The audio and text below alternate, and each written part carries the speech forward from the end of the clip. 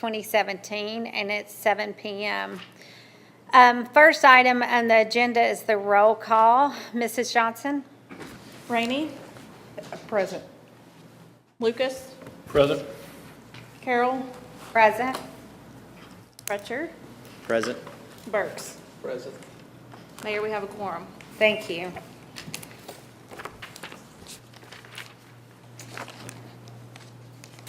Okay, the next item is the prayer and pledge, and if you'll stand with me, please. If you would please bow for the prayer. Dear Heavenly Father, thank you for this day and everything you've given us. We're so fortunate to live in such a wonderful community with such amazing citizens. Please guide us and direct us in this meeting, that when we make decisions for the city, that we keep you in mind, the citizens in mind, and the well-being for our community. In Jesus' name I pray, amen. Amen. I pledge allegiance to the flag of the United States of America and to the republic for which it stands, one nation, under God, indivisible, with liberty and justice for all.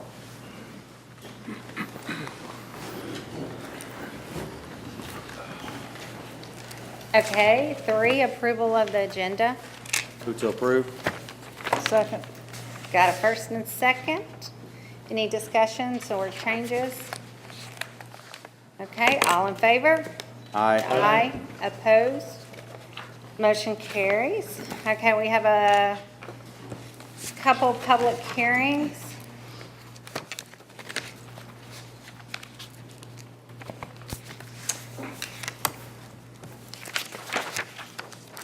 Okay, do you have that where you can read? I do, 'Cause Mayor. I don't know where mine is. It's item 11A, second and final reading on ordinance number 2017-11, an ordinance to amend the City of Fairview zoning ordinance by changing the official zoning map for tax map 42, parcel 12, consisting of .89 acres located at 7309 Cox Pike, from a RS40 low-density residential zoning district to a R20 medium-density residential zoning district. Okay, and if anybody's here to speak on the matter, you may come forward. Okay, if we don't have anybody, if you'll proceed on. Item 11B, second and final reading on ordinance 2017-12, an ordinance to amend the City of Fairview zoning ordinance by changing the official zoning map for tax map 42, parcel 13, consisting of 1.41 acres located at 7307 Cox Pike, from a RS40 low-density residential zoning district to a R20 medium-density residential zoning district. Okay, and if we have anybody here to speak on that matter, please come up to the podium. Okay? Nobody? Okay, we're going to assume that we can move on. Vice Mayor? Item 11C, second and final reading on ordinance 2017-10, an ordinance of the City of Fairview, Tennessee, adopting the annual budget for the fiscal year beginning July 1, 2017, and ending June 30th, 2018. Okay, do we have anybody here to speak on that matter? Okay. Thank you. Item 5, citizens' comments.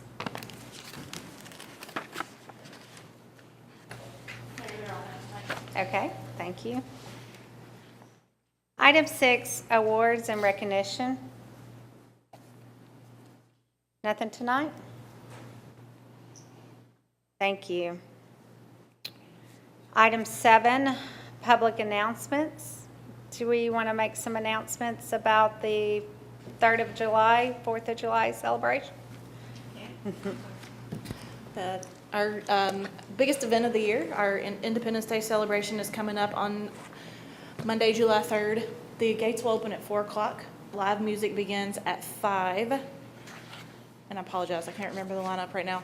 And then fireworks will happen around 8:30. We've got food vendors, inflatables, fun for the whole family.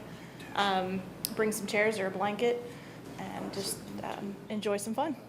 Okay, we always look forward to it, so hope everybody can make it.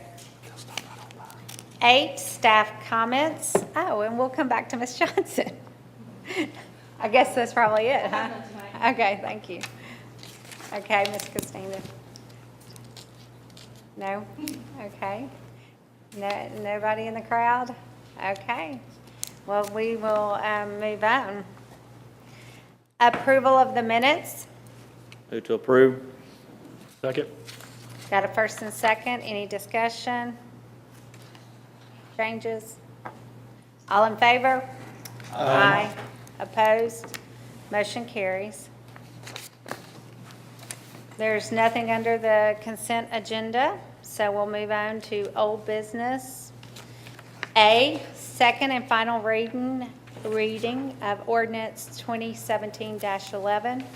An ordinance to amend the City of Fairview zoning ordinance by changing the official zoning map for tax map 42, parcel 12, consisting of .89 acres located at 7309 Cox Pike, from a RS40 low-density residential zoning district to a R20 medium-density residential zoning district. Move to approve. Second. Got a first and second. And do we have a representative? Yes. Okay, any questions or discussion? All in favor? Opposed? Motion carries. Item B, second and final reading of ordinance 2017-12. An ordinance to amend the City of Fairview zoning ordinance by changing the official zoning map for tax map 42, parcel 13, consisting of 1.41 acres located at 7307 Cox Pike, from a RS40 low-density residential zoning district to a R20 medium-density residential zoning district. Move to approve. I have a first. Do we have a second? Second. Okay. Any discussion? All in favor? Aye. Opposed? Motion carries.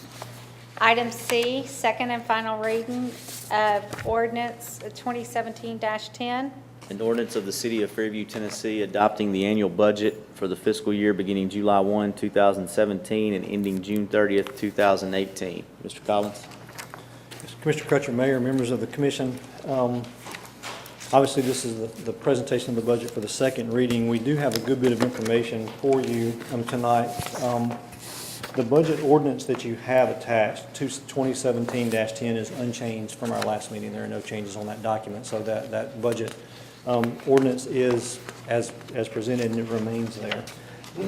There are a couple of things that I would like to go through with you tonight, some information to help you, and then some things to consider as we move forward. Also, I may step at the podium here in just a moment because I've distributed some information that some people in the room may be interested in, and just kind of walk you through some things as they're important. One thing I would also like to do is have our IT staff in the back pull up on the screen one page for our fiscal recap that we'll see. And this is the first page of the Excel spreadsheet that you've all been distributed. And there have been no changes to that, but there are some points of interest on there. It's a little, I walked out without my pointer. I can step back and get it, but what we have is, this page is just a recap of where we are. It begins and ends each fund. As you know, we've broken some operating revenues out within the city's budget, so you'll have a specific picture of where you are financially. Let me see if we can get the pointer real quick, and I'll get that and show you where. I apologize.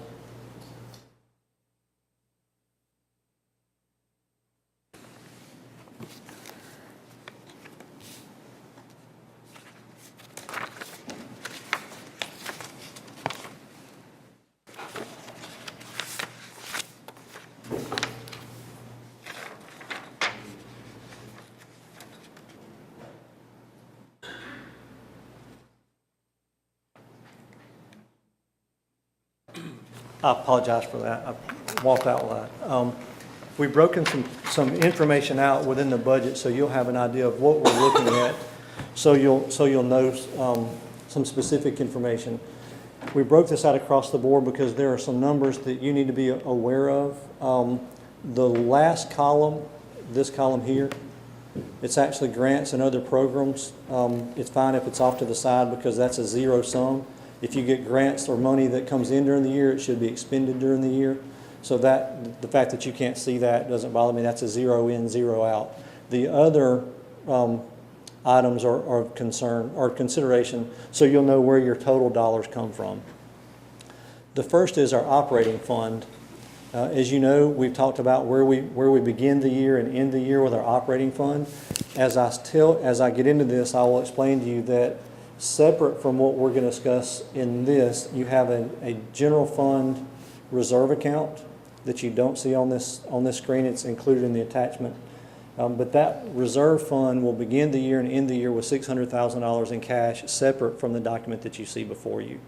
The current ordinance states that we would have 5% in an operating reserve. We rounded that up. We did 10%. That gets us up to $600,000, really $560,000. We rounded up to $600,000. So you'd have, in addition to what I'm going to show you, $600,000 in an operating reserve account separate from those numbers. You would also have $255,000 at the end of the year that we set aside for the 2026 debt service. You'll see an allocation of $85,000 right here for the 2026 debt reduction fund. That fund currently has $170,000 in it. We would add $85,000 over the course of the year. So you'd end the year with $600,000 in operating reserve separate from these funds, $255,000 in funds for the 2026 debt service. Within this, you would begin your operating fund for the general fund of $625,000. You would end the year with $641,000. So you would see some surplus, roughly $16,000 of surplus in your operating. The facilities fund, which is made up of 60% of your building permits, would start the year with $240,000. We'd have $225,000 in revenue for $465,000 available. We would expend $278,000. I can run down that list with you again, but that's made up of the building, the temporary building we would have at the back of the building for planning, so we can move forward with the police department, so we can get planning out of there. $75,000 for a comprehensive plan, $25,000 for the architect and beginning engineering on the police department, and some other numbers. So that's where that number comes out. So you would start the year with $240,000. You would end the year with $187,000. However, roughly $100,000 of those expenditures are one-time expenditures, not recurring. So that's how that number would arrive. Your capital fund for the city, again, we discussed before having $1 million in the bank. $600,000 of that is in a separate reserve. $400,000 is seed money for the capital. Of that, $120,000 would be spent. That would leave our ending year balance in the capital fund of $280,000, or the capital account. The school facilities fund, I would like to save that until we go through. The Bowie Park Fund clearly is money that's earmarked for the parks. On the Bowie Park Fund, we're proposing to have $120,250 available, $15,000 in expenditures for an ending balance of $105,250. That $15,000 is for the studies to be done in the park master plan, and the forest management plan. Those are carryovers from this year. Those items just won't be complete by the end of the fiscal year. State street aid, as you know, we prolonged some resurfacing for this year to move forward. We'll begin the year with $350,000. We expect $225,250 to come in. With an available amount of $575,250, we would expend $529,000 on resurfacing. $475,000 is resurfacing. The remainder of that is work to be done on the streets. Some asphalt repair, some guardrail repair, and just general maintenance on the roadways. The tree bank fund would start at $80,000. We would add $250,000 for interest on that. That will leave us $80,250 we would expend $10,000. That $10,000 expenditure is for previously approved planning projects that would take place at the History Village. There's discussion where we had some plannings and some other things that were to take place at two of the parks, and that's what that $10,000 is for, so that would be there. Now, I will tell you that this number, although we have budgeted the beginning year of $80,000, we received a check today for $24,050 for the work on the NHS project across from Roundtree. So your actual beginning balance for the year will be $104,050 in the tree bank fund, and you would move forward with that. The drug fund, as we discussed at the last meeting, our drug fund had previously, as recently as 2013-14, had some money come out for salaries for police personnel. Those have been absorbed by the general fund. State street aid also had previously been used as recently as 2013-14 for salaries for street employees. And we had, so that's where that money came from. All of the employee costs now for police and the street employees in public works come out of the general fund, so that's where you've seen an increase in personnel. We would begin the year with 91,000. Estimate, let me pull mine, it's closer to see. We would estimate that the drug fund is going to bring in $33,250 through fines and the sale of surplus equipment. That will leave us $127,000. We would spend $36,000 on capital, $10,000 on operations. We would end the year with $81,250. Those funds are specific to the street or the drug fund. They can't be used for any other thing within the city. Those totals, absent the school facilities fund, are your beginning and ending year balances separate from reserve in the drug fund. And the state street aid, we've pulled that out in a separate document. But that's how you get those numbers. So that's a general recap of where you will begin and end the year. Within that, there is some information that I would like for you to kind of understand, and I'm going to see if Nick can scroll us down on my computer 2 pages. Bless you. It's me, thank you. Right there is fine. Go just a little bit. Right there, thank you. So that's how we will begin and end the year, and that's what you have reflected in your budget that you have. Within that, there are some things of importance, and I'll be glad to answer any questions on the specific budget. I have a copy of the full Excel spreadsheet as we've discussed, and there are no changes to that from where we were before. Within that, I have provided you some information because a budget obviously is what we do through the year, but for me, budgeting is also a financial management tool. And as we move forward, we need to make some decisions or make sure we're making decisions that assist us with those financial planning attempts as we move forward. So in addition to that spreadsheet, which you have, I have provided you with a copy, a 2-page purple document that you have in front of you, and I've distributed to some of the members of the audience. This is not specific to the budget. This doesn't affect the budget, but I want you to know kind of how this works and how we arrive at where we do. So when we make decisions, we're making prudent decisions as best we can. The purple document that you have in front of you is a compilation of some information. I think I laid it somewhere. Tim may not. But the purple document that you have is for 2017-2018 budget information, and the information that I compiled in this document came from the United States Bureau of Labor Statistics, the United States Census Bureau, citydata.com, and the City of Fairview. Where this information becomes important as it relates to our budget, I'll explain in just a moment. Currently, Fairview's population is approximately 8,400.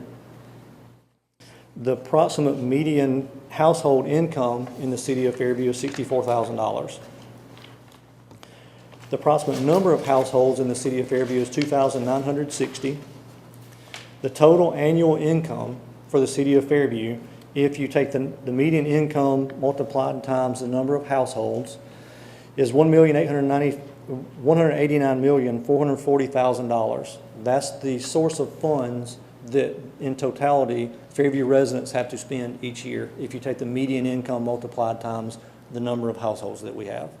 Median household income times the number of households. Average discretionary income for the southeastern United States by the United States Census Bureau is $21,000 a year, which means each household in the southeast, on average, has $21,000 that they can spend for discretionary, after they've made their car payment, their house payment, health insurance, those things. This is the amount of money on average they have in the southeast to spend per year. As reflected in your budget, our city's sales tax revenue is approximately $625,000. Our county portion of the sales tax, or the countywide redistributed sales tax, is $1,400,000. And the state portion, our portion of the state sales tax is $660,000. The countywide sales tax is redistributed by population. We get a portion of that. The statewide sales tax is redistributed by population. We get a portion of that. Our city sales tax is currently 0.5%, as you see moving down the document. County sales tax is 2.25%. If you break that number out, we get 9 1/1000ths of 1%, or actually 900ths of 1%. We're at 0.0009, if that makes sense, a little less than 1/10 of 1%. State sales tax is 7%, and our city share is 0.000 by population, a long number. That becomes important in just a moment. Our effective sales tax rate, if you combine the city sales tax rate, the county share of the sales tax rate, and the state share of the sales tax rate, our effective sales tax rate in the city is 0.6%, a little more than 1/2%. That's where these numbers come from on our revenue. On the sales tax numbers that you see are the county sales tax, the local sales taxes, and just below that you'll see $660,000 for the state sales tax. There's a reason I give you that information. As we start looking at budgeting, we need to know how we fund the city and how we operate. It's very important that as we move forward with a budget for you to consider, you know how we spend those dollars and where those dollars are generated. Below the numbers that I just gave you, you'll see a figure that says $1,000. Within that, what that tells us is $1,000 in Fairview retail sales nets the city $6. If you take the city sales tax, the countywide sales tax, and the state sales tax that we get, it takes $1,000 to be spent in the city of Fairview for the city to recoup $6, if that makes sense. If you move down, if you're looking at where our money comes from, approximately $125 million in retail sales are generated in the city of Fairview annually. That's how much is spent. $125 million is spent retail in the city of Fairview each year. If you take the $125 million, you apply our applicable tax rate to it, that's how we get the tax numbers that I showed you just a minute ago. Also, in addition to that, approximately 10% of all retail sales in Williamson County are generated in the city of Fairview. The city of Fairview is 4% of Williamson County population, but 10% of the sales in the county are generated in the city of Fairview. Just below that, you'll see that Fairview percent of Williamson County population is 4%. Fairview percent of Tennessee population is 0.012%. It's a significant number other than the $660,000 we get back. As we get into the meat of why I'm telling you all this and where this is important as we budget and we move forward, we'll hear a lot of times, particularly as it comes to planning and zoning and other things, that rooftops equals retail. In the bottom third of your page. To some extent that's true, but we're going to look at a quick comparison of rooftops versus retail, or rooftops equal retail versus traffic equals retail. We complain about traffic, we hear things that goes on, but I want you to know the effect of where our dollars come from. Retail sales divided by the number of Fairview households. If you take $125 million divided by the number of households, that comes to $42,230 in annual retail sales per household. There's no way that each household in the city of Fairview spends $42,000 a year in the city limits of the city of Fairview. That's 66% of their median income. So we have to ask ourselves, where does that dollar come from? How does that make sense? $42,230 is 2 times the average of discretionary income and approximately 66% of Fairview's median household income. So we know that number doesn't make sense for us. Therefore, it is not realistic to assume that every Fairview household spends $42,230 in the city of Fairview. Assuming that Fairview residents spend $10,500, half of the southeastern average of annual discretionary income in the city of Fairview, then 75% of the retail sales that take place in the city of Fairview are generated by non-city residents.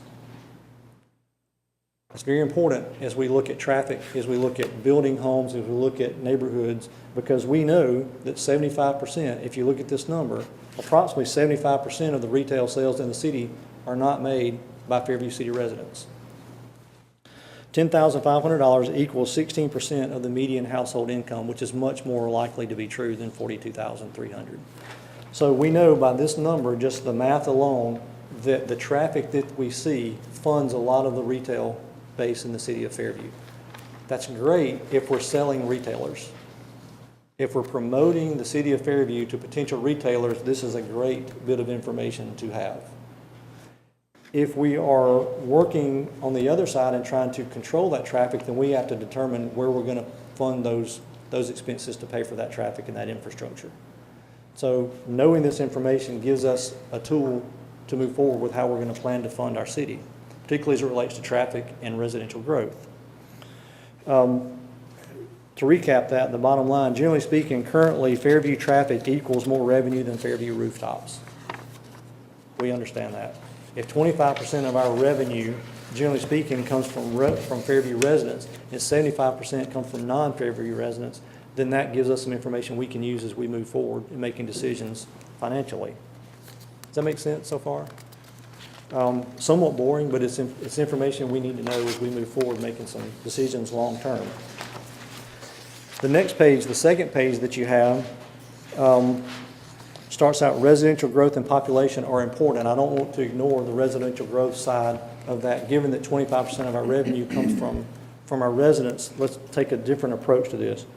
Again, the city has approximately 8,400 residents and 2,960 households that receive services from the city of Fairview. Our police, fire, streets, trash pickup, or the debris pickup that we do, we serve roughly 3,000 homes with our police, fire, and those services. We talked some about annexations, rezoning, building homes, not building homes, and whether we decide to grow or not grow or how we do that. Again, our state sales tax is a portion, is our percentage of population by state, and our countywide sales tax is our percentage of that revenue by population.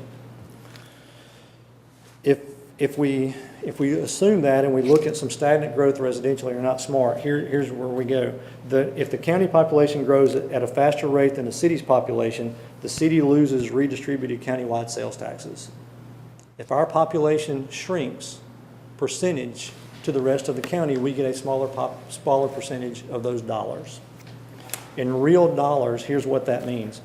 If the city of Fairview drops from 4% of the county population to 3.5% of the county population, the city loses $125,000 in annual funding from the county. What that means is, as we look to grow and add homes or don't add homes, we can make those decisions, but if our population shrinks relative to the county's population, we lose $125,000 per 0.5% population, if that makes sense. So we have to consider how we grow residentially, but grow smartly. In addition to that, a 5% increase in property taxes would only generate approximately $88,000 in annual funding to make up the difference. So in this instance, if our population dropped by 0.5% across the county, this number would go from 1,775,000 to 1,650,000. We would need to make up that $125,000 somewhere. I'm sorry, on our county sales tax. We would drop from $1,400,000 to $1,275,000. We would need to make that dollar up somehow. The biggest portion that we had to make that up is with the property tax, which we don't want to do, obviously. The purpose of that information is to let you know as we talk about providing services to our residents and how we grow those residents. Growing residents in the population base costs money to provide services, but it also costs money if we don't grow and stay commensurate with the population of the county. So we have to hit a balancing act as we move forward when we talk about annexations, rezoning, sewer access, police and fire, all of those things. There is a dollar value attached to all those services. Just below that, residential growth and population are important to the financial health of the city for several reasons. Some key decision factors for residential population growth are applying a business model to proposed annexations and residential rezoning, which I think we need to do as these large subdivisions come along. How do we manage that, particularly as it relates to our comprehensive plan? Applying a business model to propose retail developments. We know where the dollars come in. We want to make sure that we secure those dollars and we have a plan in place, infrastructurally and otherwise, to serve those retail developments. And maintaining a working knowledge of residential growth and development throughout Williamson County and the region is important. We need to really take a hard look annually, if not semi-annually, at what's happening in our neighbors' neighborhood, so to speak. If Franklin's growing, Brentwood's growing, Spring Hill's growing, Nolensville's growing, and we are not growing at a same or similar rate, we are going to see the reduced dollar value in those shared sales taxes. It's just a fact of the number where we are. So as we talk about growing and doing our comprehensive plan and how we handle residential, that is hugely important as we move forward to get that right. The reason I tell you that information is we're looking to do a comprehensive plan. We're looking at trying to make sure our residential growth is correct. We're looking at doing our sewer system or developing some solution to the sewer system. All of those discussions are hugely important to how the end result financial impacts are on our city. We have to make business decisions on every individual decision so we don't make bad decisions on the big ones. I hope that makes some sense. Probably boring, but it's important for us to know. Having said all that, where this becomes important and where those travel through dollars become important and where we fund the city, if we're funding off sales tax, just a bit of information on the bottom part of this page, and I'll answer any questions on the budget and anything else before we get into the school facilities. On the bottom of the page, you'll note the city currently pays $1.72 per gallon for regular unleaded. That's what we pay. If 3 patrol cars per shift use 7 gallons of fuel each, our cost for gasoline only, not the officer, not the car insurance, not the tires, the gasoline only for a 24-hour patrol shift is $108. It takes approximately $18,000 in Fairview retail sales for the city of Fairview to provide fuel for 3 patrol cars for one 24-hour day. When we talk about sales tax being important, when we're talking about our residential growth being important, it really is astounding that it takes $18,000 in retail sales to fuel police cars for a day. It's just the number. The line below that, a $1,200 set of tires for a fire truck costs approximately $200,000 in Fairview retail sales. That's a big number, but that's what it takes to be spent for us to put tires on a fire truck. A $43,000 patrol car in sales tax costs approximately $7.1 million in retail sales. The reason I give you this information in addition to the budget is so you'll know when we're putting business practices, we as a staff have worked pretty hard to make sure we understand the cost of doing business in the city. We want you to have the information for the cost of doing business in the city and the impact that some of these decisions make. This information has no effect on the budget. I'll be glad to answer any questions on the budget, but I thought it was important that you see how our city functions and how those numbers are derived as we plan to move forward. So with that, before we get into school facilities, I'll be glad to answer any individual question you have on that or any budgetary line item at all. Vice Mayor. Thank you. A couple things. One, I appreciate you doing this. I think this was helpful. I know there are some assumptions contained in here, Yes, sir. understandably, but if the sales tax is based on a percentage of the county population, and you've given us an analysis of what happens if that decreases, Yes, sir. what I would like to see is as the population increase, I would like to see the difference between the revenue that we could expect as a proportion of the total county population, the Certainly. sales tax that we receive, versus the cost of the services we would have to provide. Does that make sense? Yes, sir, it does. Just from an analysis standpoint, because one of the things you said, I think is a good point, is we need to look at this, okay, there needs to be a balance, I think is the word that you used. And Yes, sir. I would kind of like to know and see if there's 1,000 new homes built, we can kind of, we know how much that would increase our percentage of the population of Williamson County, all things remaining constant, Correct. except our population, of course. Right. We know what the revenue would be, but what would the cost of the services be for that 1,000 households? I can. Does that make get you- sense? Yes, sir, I can get you a rough number on that. I can either email it out or make a presentation at the next meeting, whichever you prefer. Okay. Thank you. Yes, sir. Okay, do we have any other questions or discussion? I did have a question. Under total revenues, in the documents we've been provided, Yes, sir.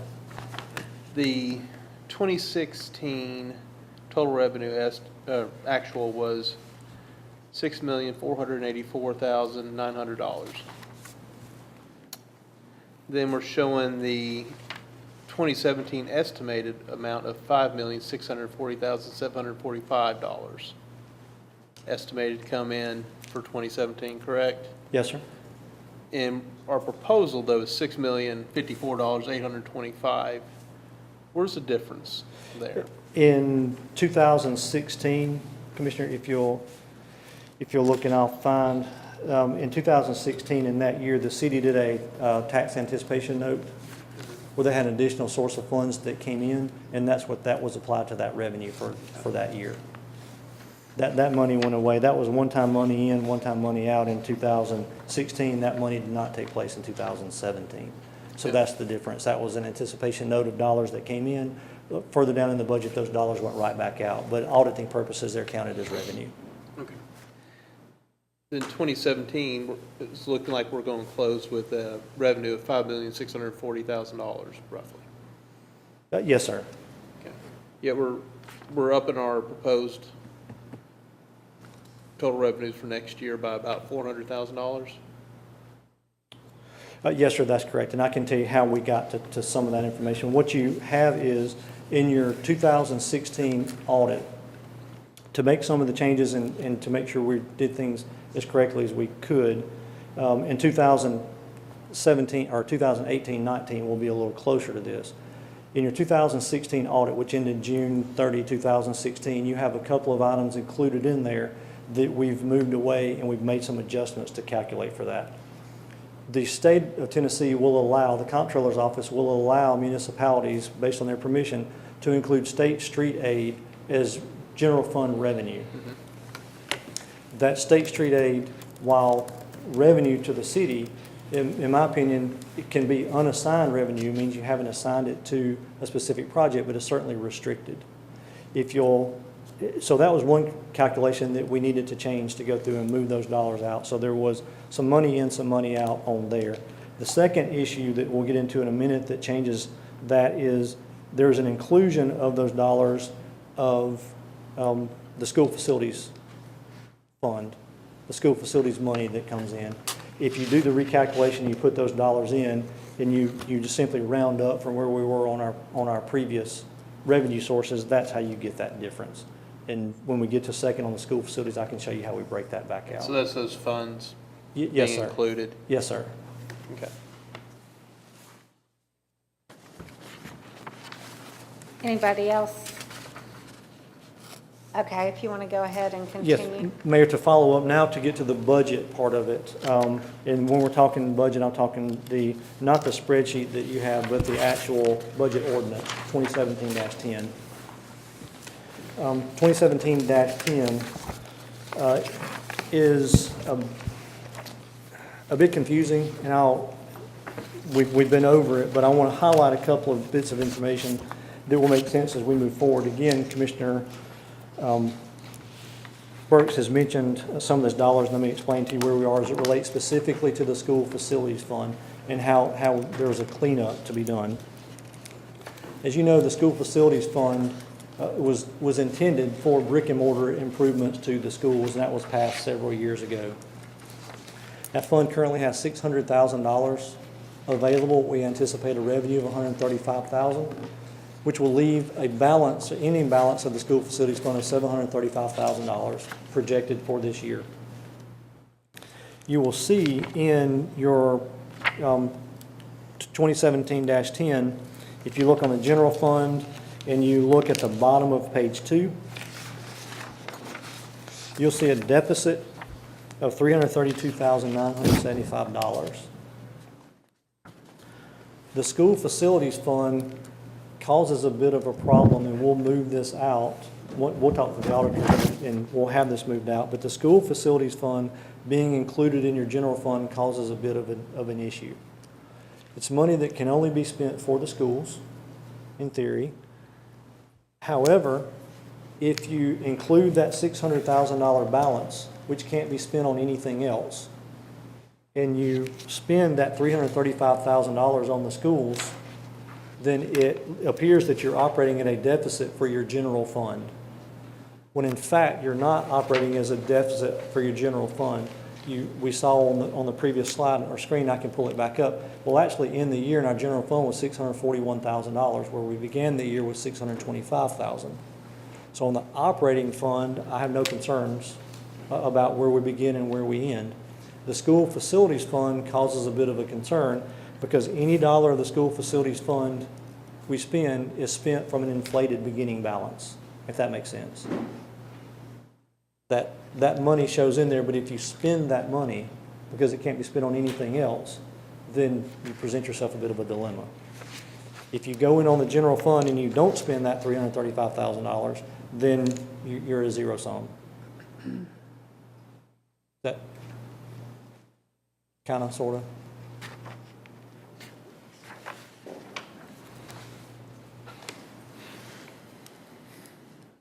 We're good. Okay. And it only becomes a concern in a minute because you can't spend the money on anything else. So as you go through, it's a beginning balance liability, effectively, because it's not something you can spend on other sources. So that $600,000 is really an inflated $600,000 to your beginning balance, is where I'm trying to go. Okay, what's the difference of that and state street aid or the drug fund, any of that? Because those both can't be spent on anything but those designated items. That's correct. The state street aid has been pulled out. If you see the next two pages, state street aid has its own, that we pulled out, and the drug fund has its own. Okay. And then you were So- saying it was the bottom of the second page of school facility tax? Is that what you said? Second page of your 2017-10. Yes, on the far right-hand side. Third from the bottom. It says surplus. Not- deficit. The handout that we have up here shows a different deficit number than the one that was in the BOC packet. You may have two. One's labeled WCS at the top right, one is not. I apologize.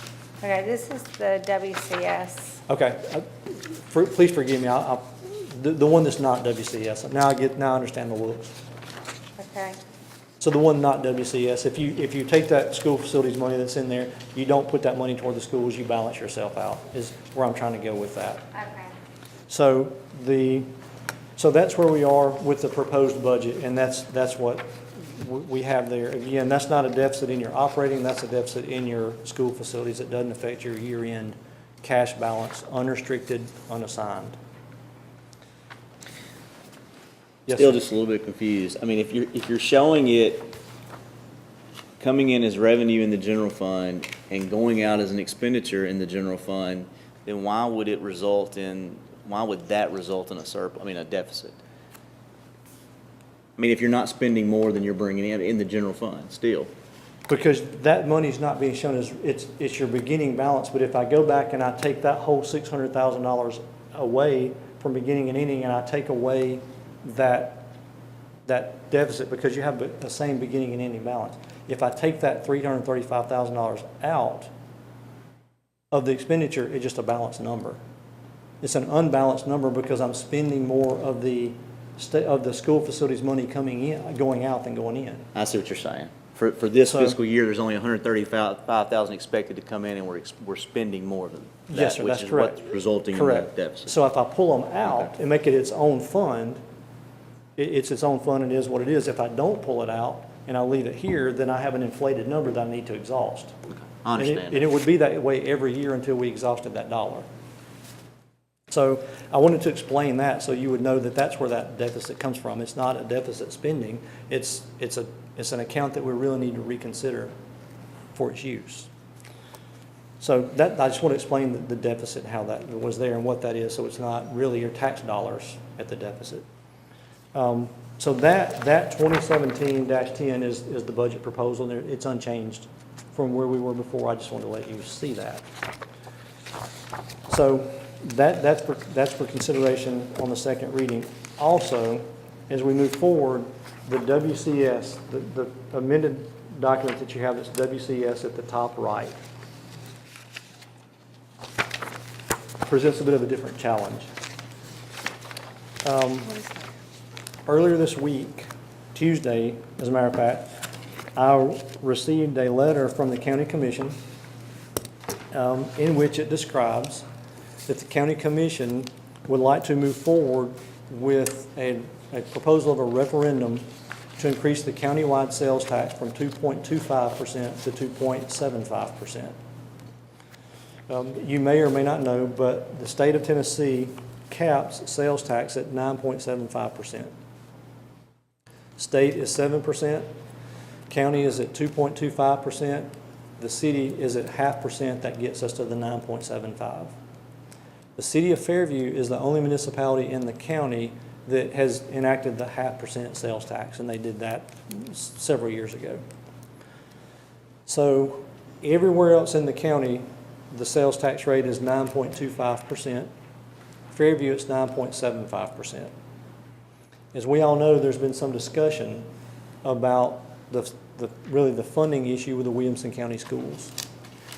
The letter, and I've provided you with a copy, the letter that we received from the county describes the proposal to increase the countywide sales tax from 2.25 to 2.75% with a 3-year sunset, which means at the end of 3 years, that 2.75 countywide sales tax would drop back to 2.25%.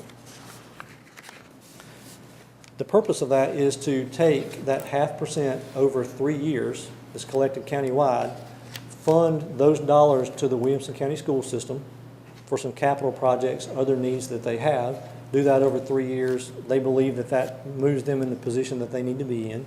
The 0.5 sales tax would then go away, go back down to 2.25%, and then each municipality could use at that point to increase theirs by 0.5% or not increase theirs by 0.5%.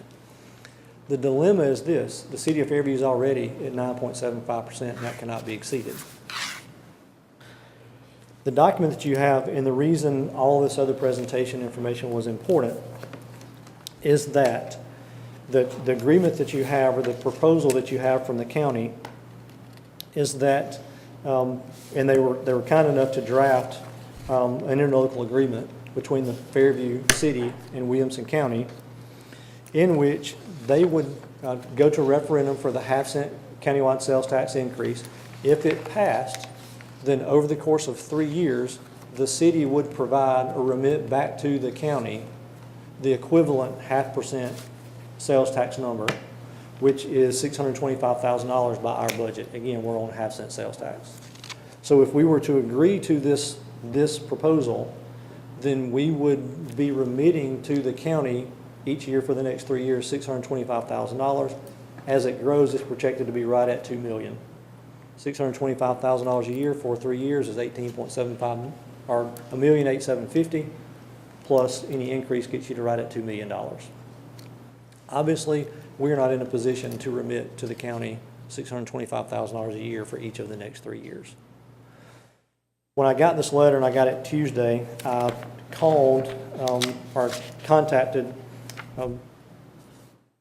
Mayor, the mayor's office, yes, him, Mayor Anderson, and I'm sorry, I was listening with too many names.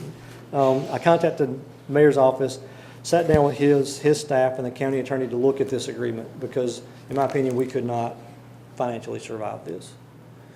The proposal that we discussed, and we went over about an hour to look at several different proposals so that we would be able to facilitate the county's request. The county will be able to move forward with some form of a referendum that they would like to attempt to enact as soon as July, possibly August, but certainly within the second quarter of this year is the schedule. They also know that the city is remitted the $135,000 roughly in school facilities money that is available, as we just discussed. In our budget, there's a hole there that it creates and plugs both at the same time. The discussion was that, again, we cannot afford to remit them $625,000, and we have some projects, some capital projects that we would like to do for the schools this coming year, between $230,000 and $235,000, depending on where you are in those numbers. The discussion that we had preliminarily, and this would require a separate vote of the board, this is not included in the budget or a part of the budget, but the discussion proposal was, rather than the city remit the $625,000 each year for the next 3 years to the county, that the city would move forward with its capital projects for the year. That will leave a balance of roughly $500,000. The city would remit that $500,000 to the county, and the county would simply retain the city's portion of the school facilities tax each year until it met $1.5 million, for the total remission back to the county of $2 million over a period of 10 years rather than a period of 3 years. Looking at all the scenarios, looking at all of the math and trying to make that work, that's the best scenario within 24 hours that I can come up with to make work, but it also works. So I'll be glad to answer any questions you may have regarding that proposal, but what I have tonight is obviously the original 2017-10, as has been presented and discussed. There's also an alternate that includes the Williamson County Schools refunding that would simply remit the $500,000 to the Williamson County Schools, and then we would just simply have them retain our school facilities money over the course of the next 10 years until it met the 1.5. I went back and did a 10-year amortization on that beginning this year with $130,000, increasing 3% a year for 10 years. They proposed 4%. To be conservative, I amortized that over 10 years at 3%. If we do that, then after 10 years, we would have remitted, or they would have retained $1,490,306 of the $1.5 million. Having said that, my budget proposal to you tonight for your consideration is the original 2017-10, as has been presented, and an alternate 2017-10 Williamson County Schools asterisk that would include as a part of the budget the remission of the $500,000 to the schools. I know that's a lot of information as it relates to the schools. We did not have a lot of time. I got the letter, read it Tuesday, met with the schools or the county yesterday morning, immediately went to draft what we have before you today, along with the amortization, and follow up with the county to make sure they were amenable to this. They have stated that they are. So those are the budget questions I have for you tonight, or dilemmas. The original 2017-10 or amended 2017-10. So. Okay, just a few thoughts. I didn't get my letter. My name's up at the top, so I don't know if that's somewhere in the city. And then, so you got it a week ago Tuesday. We did not. It's dated a week ago Tuesday. Okay. We received it Tuesday. I received a copy. Your copy came. We met yesterday. So this is the most recent that we've had. We've had literally 24 hours to work through this and present it to everyone. So, And so so this hasn't passed through the county yet? correct. There would be a referendum that would be required for the county to proceed with the half-cent sales tax increase sunsetting in those after the 3 years. Obviously, knowing that Fairview is the only municipality that has the half cent in where we are, there was some discussion about the city being able to at least consider or move forward with some sort of agreement. Obviously, they know the city has to vote on that, and that's a separate agreement from the budget, but I did want to include it as an alternate in the budget so you could see the beginning and ending of some of the question on the school facilities money.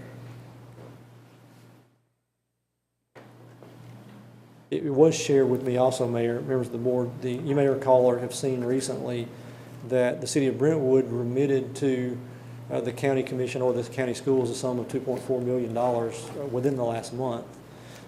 That remission of funds was their balance of the school facilities fund as they have. So there's been some discussion on their side to move forward with that. Now, obviously, they have some more immediate needs for that, but that was a return of funds to the county or the schools for the same specific purpose.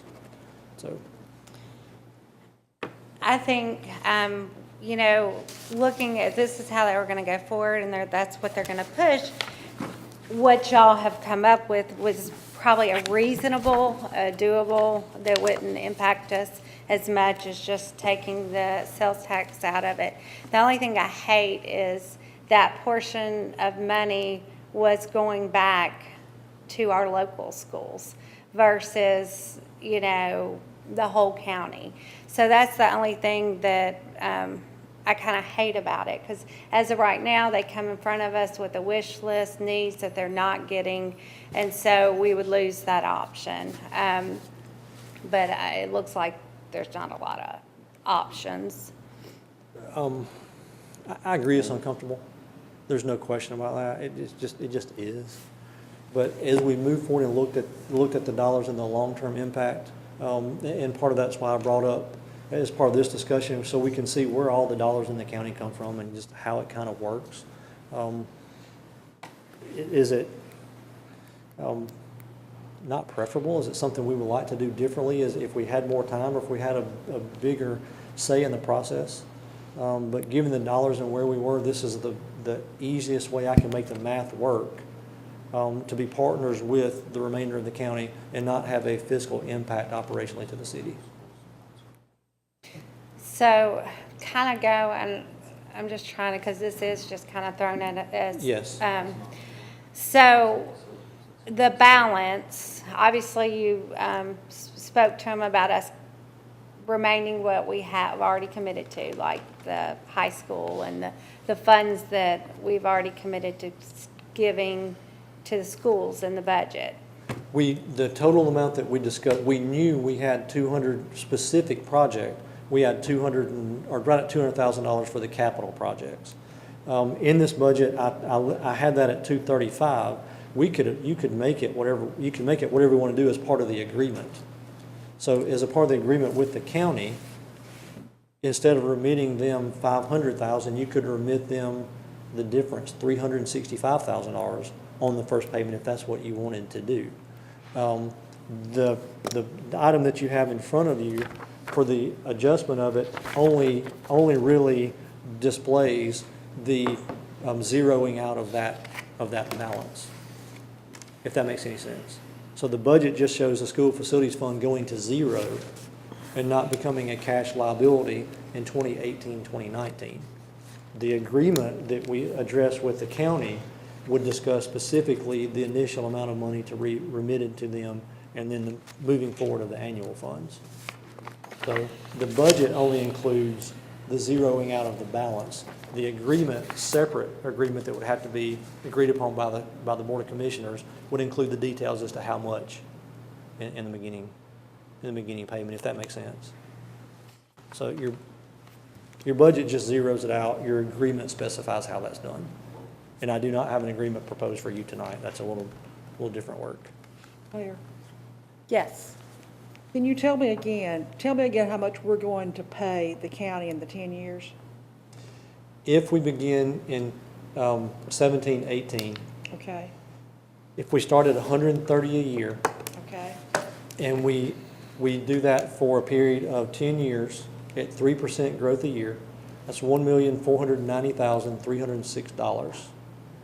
The $1,490,000 plus $500,000, if we were to apply a $500,000 balance to them, would be $1,990,000, $1,990,306. which is still less than what, It's $9,000 less than $2 million.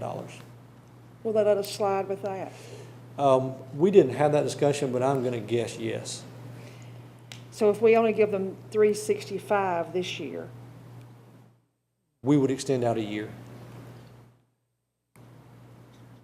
and so it's their money, I mean, so basically, we're almost like a pass-through account, because they're just giving us money we have to spend on schools, we're giving it back to them to spend on schools, or to spend on schools, Schools, but not necessarily our schools.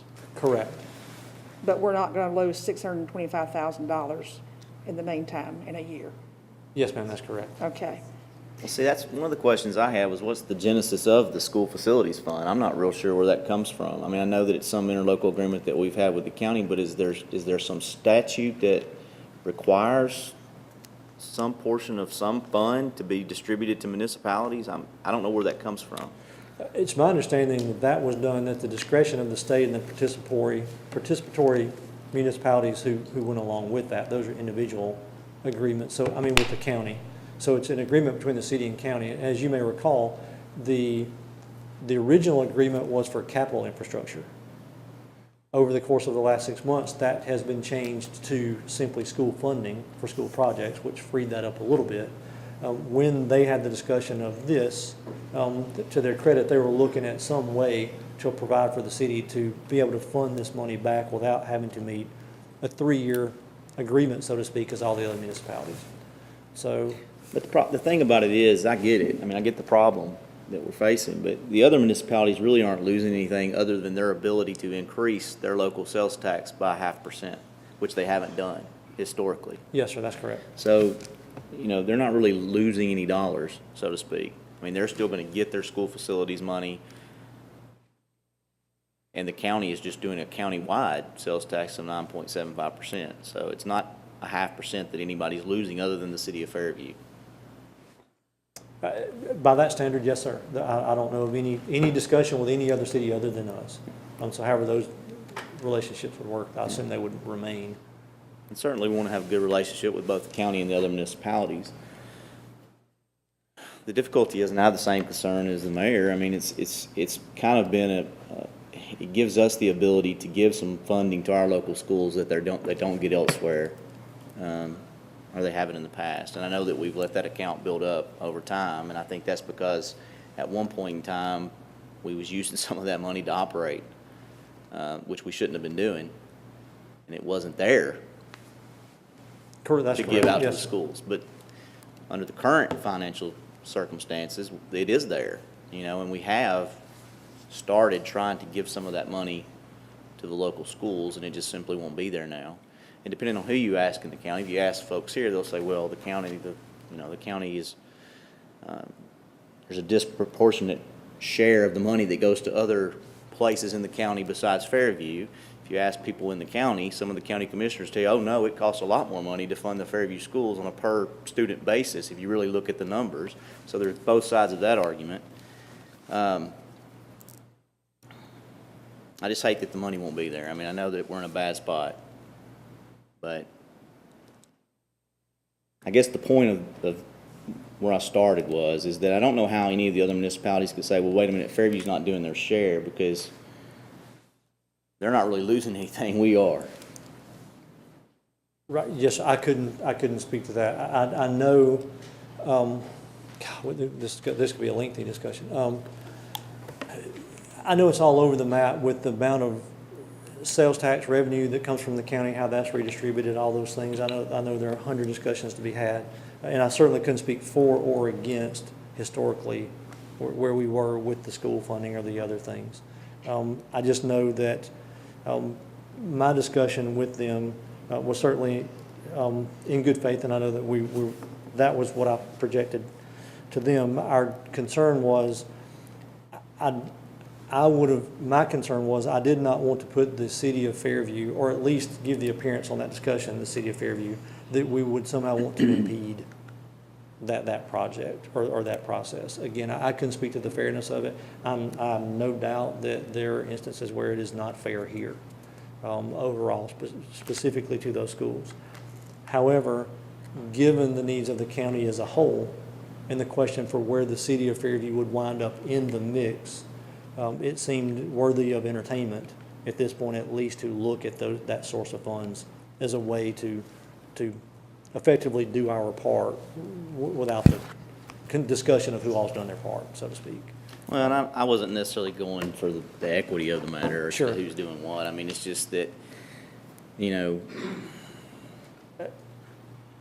Understood, again. we have been able to at least recently start giving some of that money back to the schools, and now that's going to go away for a lengthy period of time. Yes, Unless sir. we can find funds somewhere else to be able to do that, and I don't see us being able to do that anytime in the near future with some of the things that we have planned. Well, and the other part of the discussion I think is important is if the county, I think, is looking at finding revenue one of two places, either by increasing property taxes, which in turn is going to affect our citizens, all of us, or this sales tax increase. So, I hate to see the property taxes go up for our citizens as well. So I think you have to look at it all. That's right. It's an uncomfortable situation, uncomfortable dilemma. Commissioner Burks and I attended the county commission meeting this past Monday night. And I will tell you, the discussions that take place at the county commission meeting as they relate to school funding and all sorts of views of how that should be done is pretty contentious. It was one of those meetings where we sit back and you look back and when I spoke to the county commission, I told them I was not educated on all of the dilemmas and all of the moving parts of their discussion, but I certainly did not envy them. They have some difficult decisions to make, and as we move forward, I just gave them their assurance that we want to make sure we're equitable and apart on both ways as best we can. So. Go ahead, Commissioner. We don't even know for sure that the county commission is going to approve to have a referendum at this point, do we? Commissioner, they have not voted on it. However, the discussions that I had, and emails as recently as today, led me to believe that they have the votes on the commission to vote for and approve a county-wide referendum. I would be interested to see that meeting, considering the meeting we were at Monday. There was a very lengthy discussion about trying to pass a resolution to allow a study to possibly sell the Williamson County Medical Center, and the idea of trying to gain some money to help with the budget as well. And that was a lively discussion just to have a study. So to actually do this, I'll be interested to see how that discussion goes. Do we know what the capital improvements this money will go towards are? I do not. I can try and get that. I'm not sure the county could tell you at this point, simply because they don't know what the budget's going to be. I think if this passed and they could get a number, they could probably put a list together. But they did not share that with me, and I don't know that they have it prepared. We can certainly ask. Do you know if this was to help take care of the requested shortfall of $14 million, I believe it was, that the school board had asked for versus what the county was wanting to give them? No, sir. My generic understanding of this is that they would take the funds that this half-cent sales tax produces over 3 years, apply those funds to their current bond issue. If you apply those funds to the current bond issue, then that frees up bond space, so you could reissue additional debt in 3 years, but you're taking care of some immediate capital, either through the current expenditure or paying off those bonds early. so you could move forward. So I don't believe the dollars are for operating. I believe it's 100% capital. And this is in addition to the impact fee, which the county commission just passed recently, which is $5,000 to $10,000 per new home in the county, correct? Approximately, yes, sir. Okay. Go ahead. Well, the letter just says for the payment of school debt. It doesn't specifically say anything about it, particular capital projects or capital projects at all. I mean, it may, have resulted in debt that needs to be paid. I don't know, but it Right. doesn't specify. But the other part of this, I mean, that's really bothers me is the county apparently has let this get out of control. I mean, they just passed this impact fee, and I didn't even think about that. That's now generating a substantial amount of revenue and costs anybody before they put a shovel in the ground a whole lot of money to build in Williamson County. And then now all of a sudden, that's still not enough. So, it sounds like our county commission needs to do some better planning. Or quit letting us assist them. I mean, I appreciate our schools, and I'm a product of Williamson County schools, and I'm glad that I went to a Williamson County school, but, it sounds like it's becoming awfully bloated to the point that it can't be funded on an annual basis. And every year, they're trying to figure out ways to meet funding for the schools, and what's next year? Yes, sir, understood. I guess I'm venting. I understand. Well, That's my job, is to, A lot of it has to do with the growth in Williamson County, and the growth, we've grown so much, keeping up with the schools is a big issue. My biggest fear, though, is we get to some kind of agreement, and they're saying, what you said, 3 years commitment, then at the end of 3 years, they're not going to be able to give that money back. And so what do we do after that? We're still paying 10 years down the road, and then, for as I understand it, previous debt. as I understand it, the referendum itself, voted on by the public, would specify the 3 years. So there would not be a reversionary right by the county commission. Oh, they're not even voting on it. They're taking it to a referendum. This will be a have to. public-wide vote. This will be a county-wide public vote on the half cent. Their own, as I understand it, the county's only action would be to vote to move forward with the countywide referendum. Then the citizens countywide would vote as to what that would be. And the proposal is in the referendum that it's a 3-year act. So if the referendum specifies a 3-year act, then the county would not have the ability to simply continue it beyond 3 years. Again, the discussion for tonight, specific to the budget, is not to ask you to approve a county agreement tonight. The only discussion that I've presented, or consideration, is the original proposed budget that you have, or an amended proposed budget that includes the zeroing out of the school funds balance. And that's what I had before you, so. I mean, but isn't that de facto approving an agreement? Maybe not that specific agreement, but some agreement with the county? Yes and no, because you still, in that instance, all you have really done is spent the school facilities funds. So you could come back and spend every dime on it as a part of the budget. You just agreed to zero it out, you've not specified the call or the use.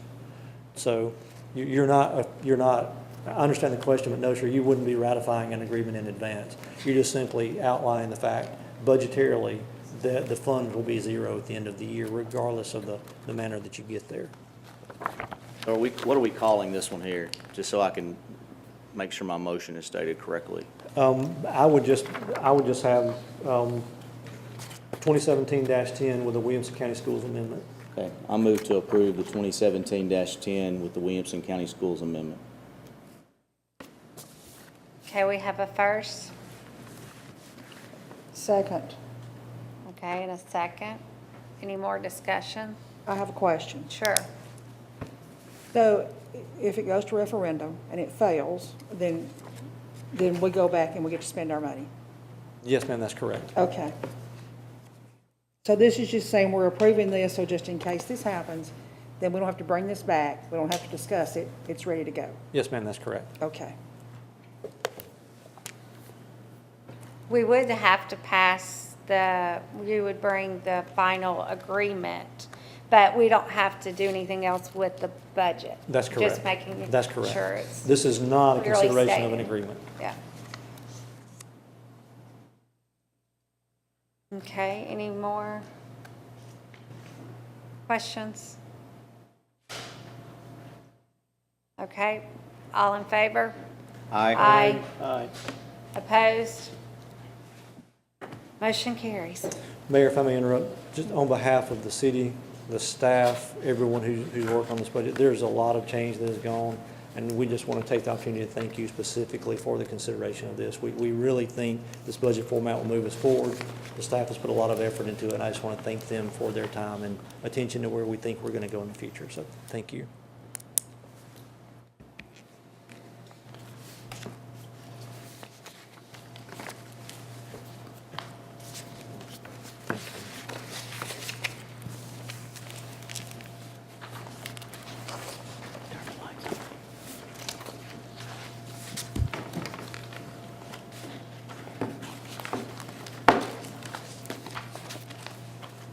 Whew, light now.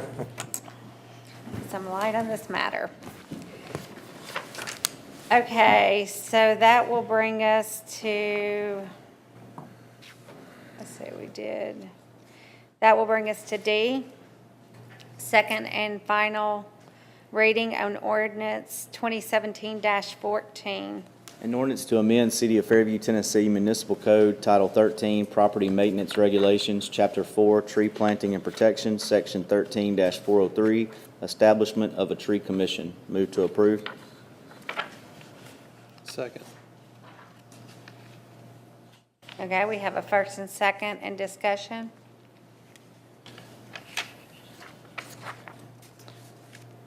Just to clarify, this will give us 5 voting members on the tree commission, correct?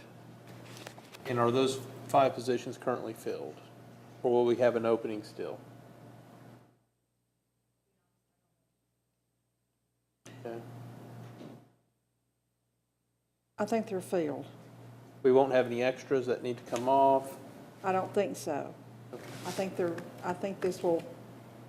filled. I could be wrong. Well, there would be the issue of, and I know we discussed this at the retreat, but there would be the issue of now appointing the BOC member that would serve on that respective commission. We discussed that at the retreat, yes. Right. And the planning commission would then have to also appoint a member. Now, that's not on tonight's agenda, and I don't think. The only thing I'd like to bring up with this, and I understand our process and the mindset of, let's unify these boards and commission and, but I know that the last tree board commission didn't have a quorum, and the one before didn't either.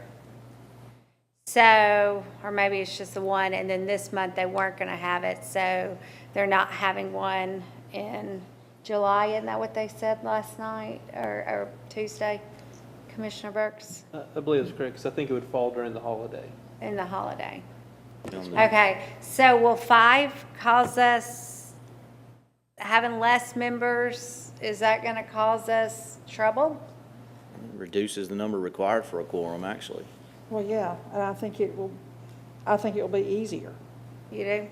I really do. Okay, I just want to bring that up. Okay, any other discussion? All in favor? Aye. Aye. Opposed? Motion carries.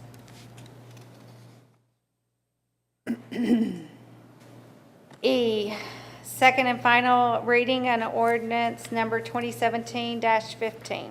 An ordinance to amend City of Fairview, Tennessee Municipal Code, Title II, Boards and Commissions, Chapter 3, Park Commission, Section 2-302, Membership, and Section 2-304, Terms. Move to approve. Second. First and second, any discussion? I have the same question here. Do we know how many current members are on the park commission?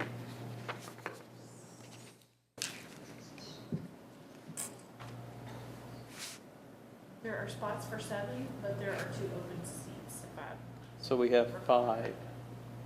Well, we have to remove somebody by passing this. Well, right now, there's 2 members of the BOC on that commission, isn't there? Oh, there's only one?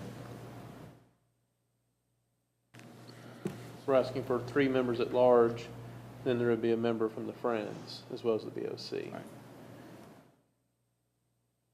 Is there currently a member of the Friends on it? Yeah, Mr., No, because Mr. Power stepped down. no, Edmondson, was he? Okay. Yeah. Then what do we do? Because I guess my question is, what do we then do if we have too many after passing this? I don't think we do, but we can check and address it in the next meeting. Do we have a list of those board members handy anywhere? Is it on the website? Well, I know some of them like would be affected, would be like, one of the seats is Mr., or Brandon, Butler? Butler, and he's one of the seats, so, which he was serving as chair because originally I think it was the planning commission seat, so it'll be a wash, you know, on a couple of those. That's Now, fine. I can't guarantee on all of them. I just want to make sure that we're not in a position of changing this and just, we need a process to then cut our numbers down. Do we just vote to remove somebody? I don't know. Or when their term expires, could they just not be replaced? That would be an option that would make sense. But I really think at the retreat, we went over all this, and I really think there was enough open seats that it really wasn't going to impact anyone coming off. I can, We have the correct number. Okay, I was at gonna- this point, yeah. you got it pulled up? Yeah.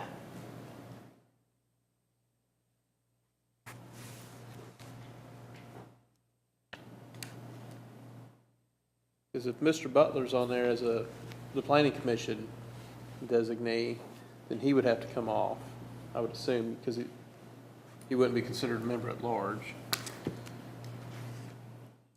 Okay. Yeah, and then I think that's even the same with the tree board. I think, you know, Mr. Butler was on that also, but I don't know if it was from the planning commission or from the park board. So many of those, I think it was the park board. was he park board? So I So, think he was wearing lots of hats. yeah, I think Mr. Butler is not going to be opposed from when I talked to him to give up some of those. But we're thankful for him because it's hard to find people to give up that kind of time, and he's done an excellent job and is phenomenal at chairing, and so thankful for his service. If I'm looking at this list correctly, it looks like there'll actually be one open seat for a citizen at large. Because mayor would not be on the board necessarily unless she was appointed by the BOC. Mr. Dowdy has resigned. Mr. Butler is the tree board member that served on that board under the prior ordinance, which that position has gone away. Mr. Edmondson is the Friends member, so he would remain. Mr. Power gave up the position to serve on the Planning Commission, and he was one of the members at large. Mr. Rice is the Historic Commission member, which that position has gone away. And then Brian Hendricks is the member at large.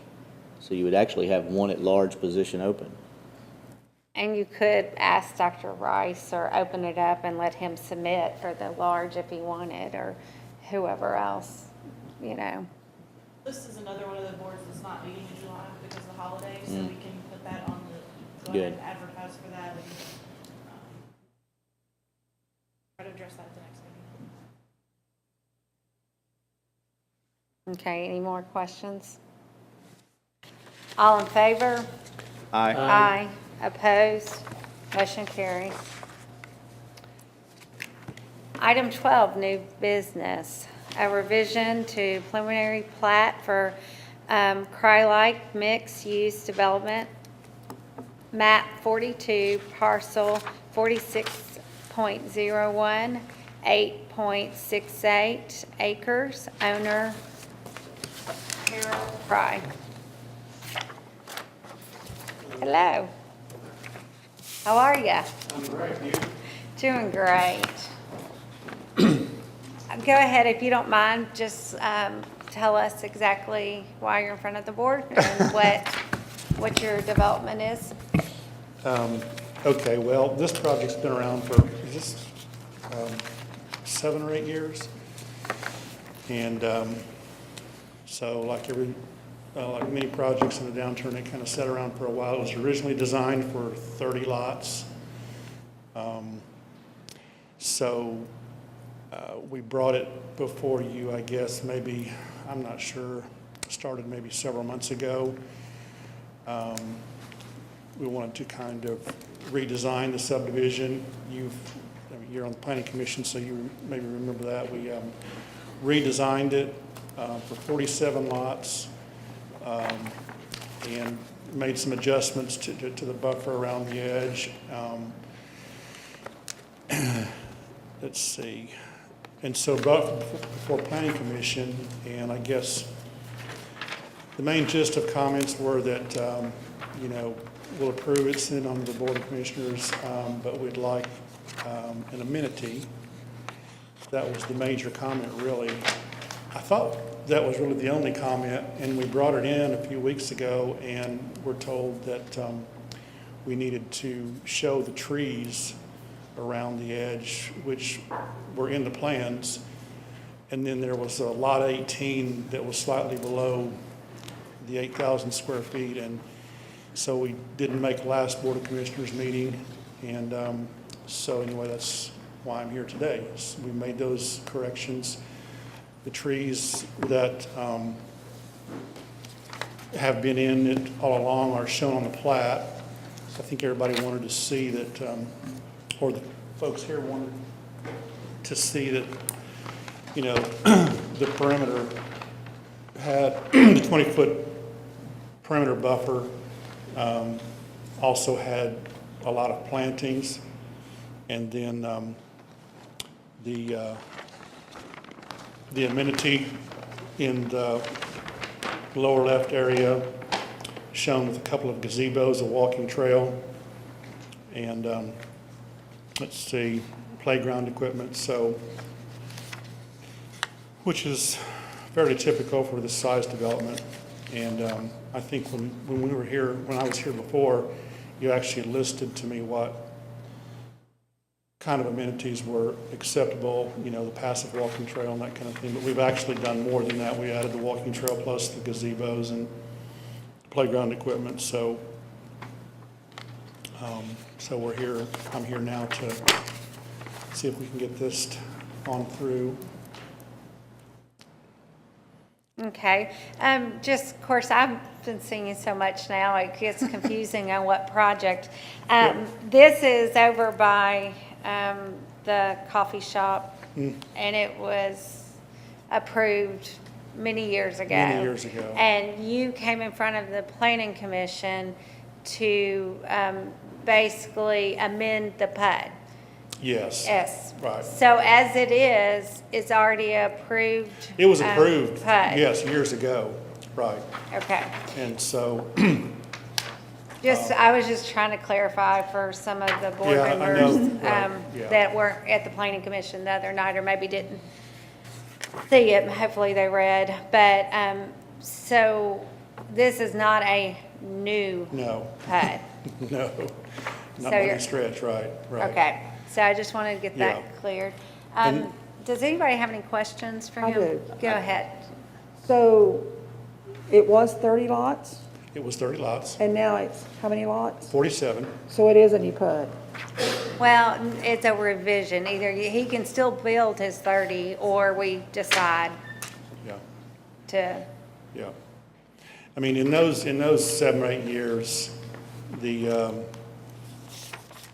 cost or the price of lots has not kept up with the cost of construction, and this is a very tough site. I don't know if anyone is familiar with this property. It is a gully, and so this is just the only way it can be done, to be honest. My understanding, when you submit a request for the PUD designation, you have to do a boundary drawing, I guess, of the total project. Is the boundary drawing in this one any different than what was originally submitted in 2007? It's the same land? Yeah, I mean, I'm assuming it's the same here as it is everywhere. A PUD is actually a rezoning, and it's established by meets and bounds, and so it's just, yeah, I mean, I think you would be told by your planner or who else that it's, a different piece of land than it was before, and it's not. And when it was zoned in 2007, it was zoned RS 8 or Yes. R? Okay. And we still have that as a PUD designation? Does that still exist, that designation? It would have to be approved by the board. Well, I understand, but is it one that can be applied for and presented to the board? Because for some reason I was thinking that, Yeah, we do have, right around City Hall, one area that I guess when they were trying to do the addition for the connector roads behind, is that not right? He's looking at me, but yeah, last time I heard. Even if it wasn't an existing zone, it would still be, this would still be a grandfathered in zoning district because this has already been approved previously. So you're not. Yeah, the only but thing they're your asking us to question- do is change it from 30 lots to 47 lots, but doesn't that change the density? If it's the same area, which is one of the questions I asked, and the response was yes, we're now putting 47 lots on the same thing that we intended to put 30 lots on. So how is the density not different? I didn't say the density wasn't there. No, I'm not saying you did. I'm asking from a designation standpoint, would it, Designation is, she can tell you the designation's better than I can. It's, somebody tell me. And would that also not mean that you got a lot, that you're gonna have to have more streets and you're gonna have a lot less land than what you would have? Right, I don't know what the initial layout was of this. I just have the. it's the exact same layout. Everything has Don't- changed, nothing has Wouldn't one changed. think that it would be important to give us the original when we're considering a revision to something? I have a copy of what it looked like before. Sure. And we could turn it on and put it on the overhead. We were successful with that last night or Tuesday. And since I'm the newbie, can I ask a question? Sure. And while they're getting that set up, if y'all are okay, we'll move on. So, originally it was approved for 30 houses. So we've gone from 30 to 47, same land. And, I would think if we put a moratorium on PUDs, would this not be almost have to be a new request? Because he's not built the 30, he's not asking to increase what he's already built, so basically it's a brand-new plan. Well, and that's a good question. And y'all correct me if you jump in, but basically, it doesn't expire. So, it really doesn't, he can still build the 30 regardless. Right. But the planning commission asked for, it said if you're gonna ask for, 17 these more lots. revisions, you need to bring it up to today's code. So actually, the product that is being presented, there's enough changes that, brings it up to today's code. So even though he is getting 47 versus 30, just depending on who you ask, that might be one of the bonuses to say if we allowed it to happen. Let me ask, and I don't remember about TAPS or, Yeah, I was gonna tell you about that. okay, Yeah, Dixon Water Authority has approved it. They said that, but it was originally gonna be done in they do 20 taps in 20 increments of 20. So when it was 30, it would have been 20 and 15. Now it would be 20, 20, and 7. But the Dixon Water Authority has actually said that they'll probably give him 20 and then just give him the extra 7 at the same time he gives him the second 20, because they actually paid a large fee way back when. So they've had, I forget how many thousands of dollars, with Water Authority of Dixon, holding these taps for all these years. So we just went through this the other night, Planning Commission, you know that, right? On the moratorium thing, so. Yeah. Question. When this was originally rezoned, was it an RS-15 that was rezoned to, that was approved? Mhm. Okay. So you're wanting to go from an RS-15? No, it was RS8, I'm sorry, no. It was a mixed-use RS8. Originally? Yeah. Yes. Okay, The difference really is that he just took the same layout and made some of the lots smaller. When he originally submitted it and had it approved, he could have had this many lots under that zone. And added a 20-foot buffer. He just didn't. And the conservation lands that you see are the same size as the original. The ones on the new plan are the same size as the original. It's just that he made the boundary lots smaller on the sides. And added a 20-foot buffer with trees, which is something that's been done on other subdivisions as well. How many acres is this development? Off the top of my head, I don't know. So I'm seeing two different numbers. 8.68. I'm sorry? 8.68. Okay. Because on the request, it's showing 19.4. This is the number of acres. At least that's what I've been provided as the rezoning request application, Yeah. is 19.4. There's no way 47 homes are going on 8 acres. It's got Yeah. to be the 19.4. Really small homes. Did he include additional lot? Are you gonna be able to turn that on where we can see? They were able to do it last night. Mayor, they can do it, but they're gonna have to turn off a camera. They can't run cameras and that. There's an issue with that. So we could do one or the other. We wouldn't be able to do both. Okay, is that something new then? I mean, they have to take it off our faces, but the map would show, is that not how? Understood. The issue with that room is it changes from meeting to meeting. We're doing our best to keep it running until we can get it done. So I wish I had a better answer. I just know Keith just whispered in my ear.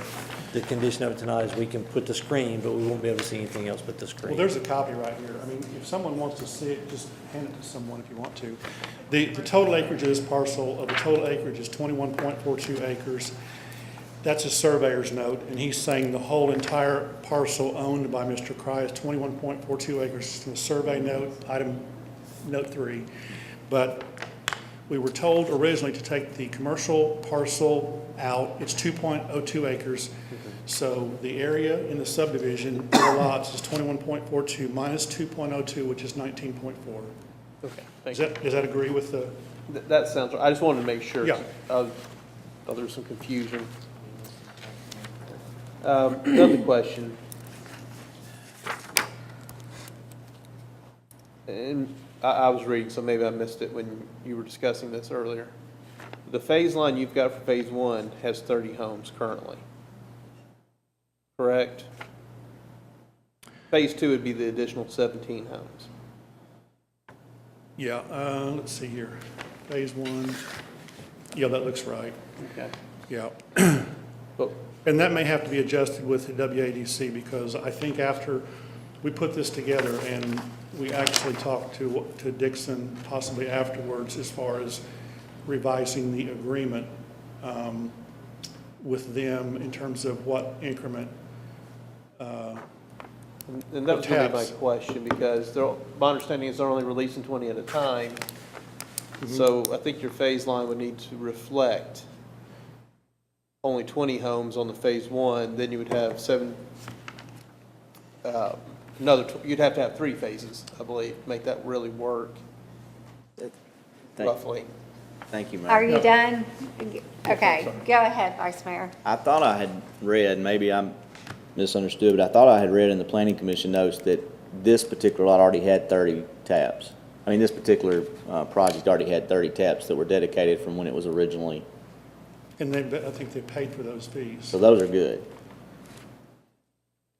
They have an agreement that allows, they've already have an agreement in place that allows for all 47, is what I'm saying. Okay. Okay.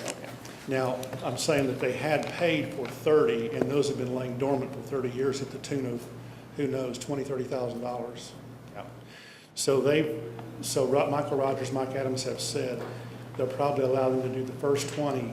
I'm not sure where that stands. I don't know if they said they would let them do the first 30 because of the topo, but they're going to allow them to do it, I'm pretty sure, in 2 increments instead of 3.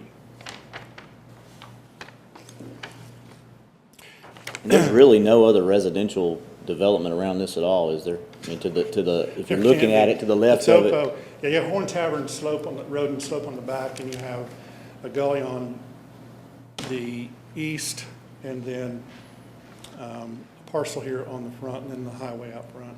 So but there's not much out there, no.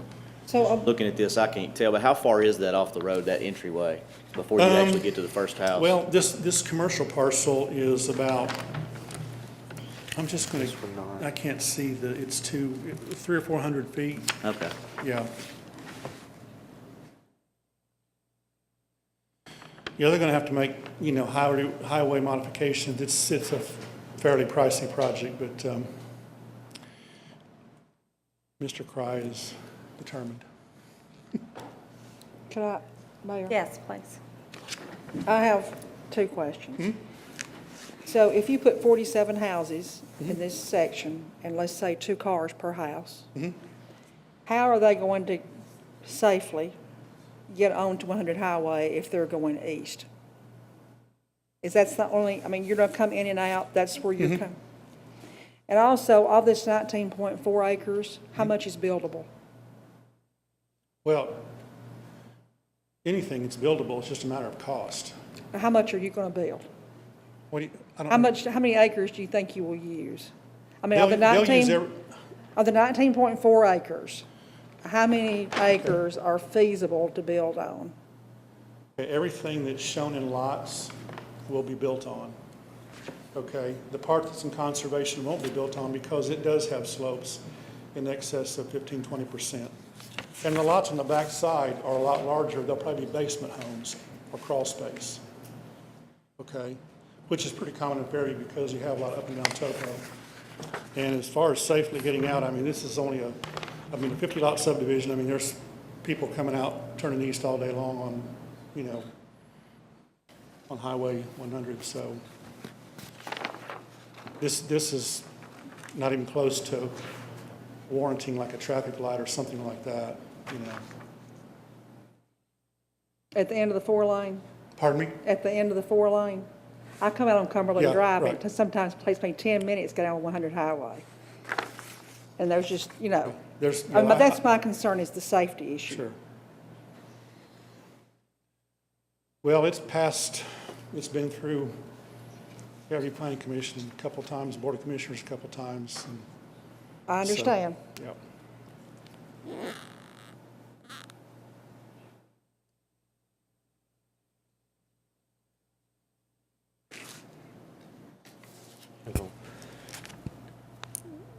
Mayor, Yes. members of the commission, I believe, and I may be wrong, and I would like to take just a quick minute to go pull the subdivision regulations. I believe if we recall the discussion of the Westway Apartments as it related specifically to a PUD, there was a sunset clause on a PUD or phases of a PUD where if they did not move forward within a specific period of time, they just had to come back before the city council or the board of commissioners. Because we questioned that regarding phases 3 or 4 of those condominiums. If we could take 3 minutes, and let me go pull that, just to make sure that we're talking about a previously, whether or not it needs to come back for consideration as a new PUD or amended. I'll move for a recess. Second. Okay.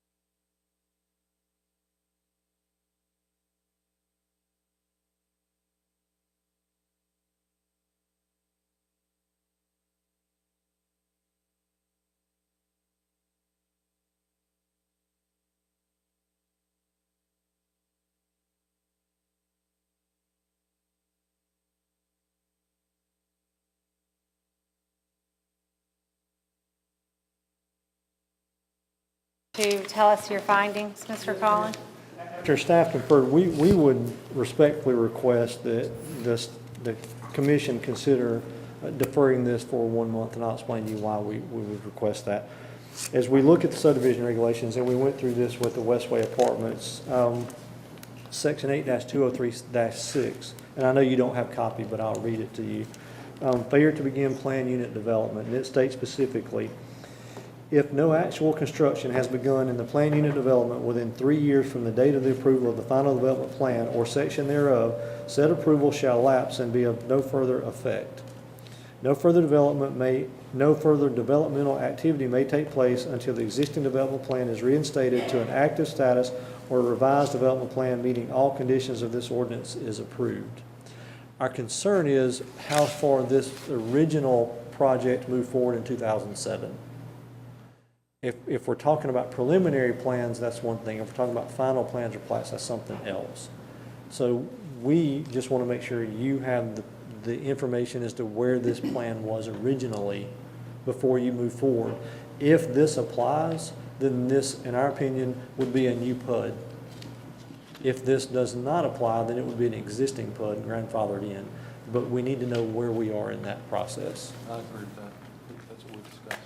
And if it's a new PUD, Moratorium will be in effect. moratorium will be applicable, but it also, because the zoning is part of the PUD, it would revert to the existing zoning before a PUD was ever approved? Yes, sir. This state says the said approval shall lapse and be of no further effect. Okay. And what was the original, do y'all know what the original zoning was? Same. It's the, Zoning hasn't changed. oh, he just did a PUD and not zoning, so, but has it changed since? That wasn't originally zoned RS8. I think It was RS8 PUD. No, I understand that that's what you guys originally asked for it to be zoned to, but it was originally something different than that when you came in and asked for your RS8 PUD designation. Okay, well, whatever y'all decide. Yes, sir. We just want to make sure we give you the information to be sure with that before you go. And I apologize, just when we heard this go through, for whatever reason, we want to make sure we're careful, particularly given the fact that there's an existing moratorium. Move to defer. Second. We got a first and second. Apologize, we'll have to look into this now, make sure we're Absolutely. doing it correctly. Any other?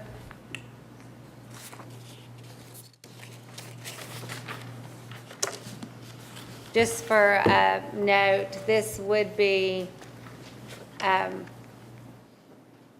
he already has the approved 30 taps, just to keep that in mind. And if you'll let us know how that ends up. All in favor? Aye. Opposed? Motion carries.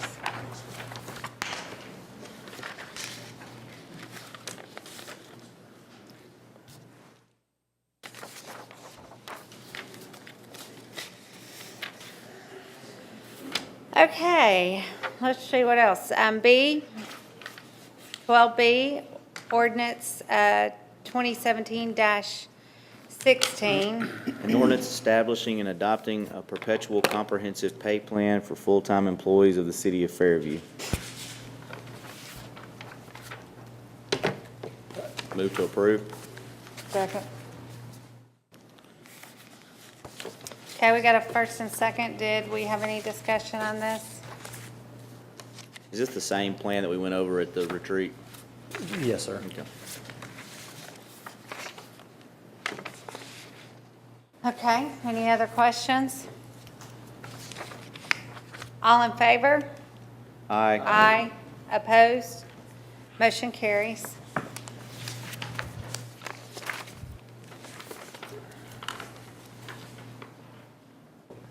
Item 13, city managers, items for discussion. A. Mayor, members of the commission, just a quick thank you for what you do. There's a lot that goes on here. There's a lot of work that takes place, and these decisions are not easy. We understand that and respect that. from budgets to the subdivision regulations to the things that you come before you. We understand this takes a lot of time, it takes a lot of your time. We just want you to know, we understand that, we appreciate that, we thank you for what you do as far as helping us grow the city moving forward. That's all I have tonight. Thank you. City Attorney? No comments tonight, Mayor. Thank you. Okay, thank you. Commissioner Rainey? I want to thank the city manager and the staff for so quickly coming up with a solution for us not losing $600,000 a year. So thank you. Thank you. Commissioner Lucas? I have nothing tonight, Mayor. Thank you. Commissioner Burks? Nothing tonight. Thank you. Vice Mayor Crutcher? Nothing, Mayor, thank you. Okay, and then I don't have anything tonight either. So with the motion, we can adjourn? Adjourn. Okay, first, Second. okay. We're adjourned. Thank you. Thank you.